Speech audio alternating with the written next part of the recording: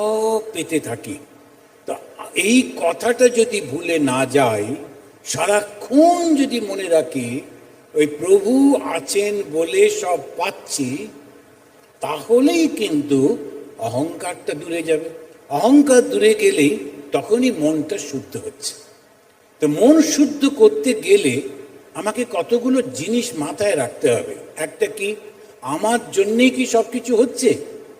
তা কিন্তু না, আমার জন্যে কিন্তু হচ্ছে না, হচ্ছে প্রভুর জন্যে, ঠাকুরের জন্যে। যেখানে যাচ্ছি সেখানেই প্রভুই আমাদের সব করাচ্ছেন।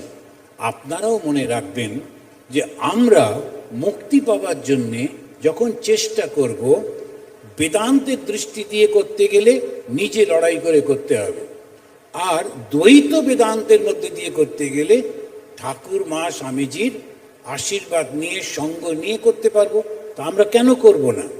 সেটাই আমরা মনঃশুদ্ধি প্রকরণে প্রথম যেটা করব, ভালো ভালো কথা শুনবো সাধুর কাছে গিয়ে। আর সাধুকে যার মনের মধ্যে কোনো বাসনা নেই, নিজের জন্য কোনো বাসনা নেই, শুদ্ধ ঠাকুরের সেবা করব, ঠাকুরের নাম করব, আর ঠাকুরের যারা ভক্ত তাদেরকে ভালোবাসব, এইটুকুই। নিজেই মনের মধ্যে খুব আনন্দে থাকে।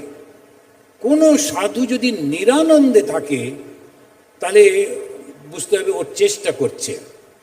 সাধু মানে আনন্দে থাকবে। কেন না, তার তো কোনো বাসনাই নেই। এখন ধরুন এখানে কেউ একটা কোনো এমএলএ এমপি টেমপি হচ্ছে, আমার তো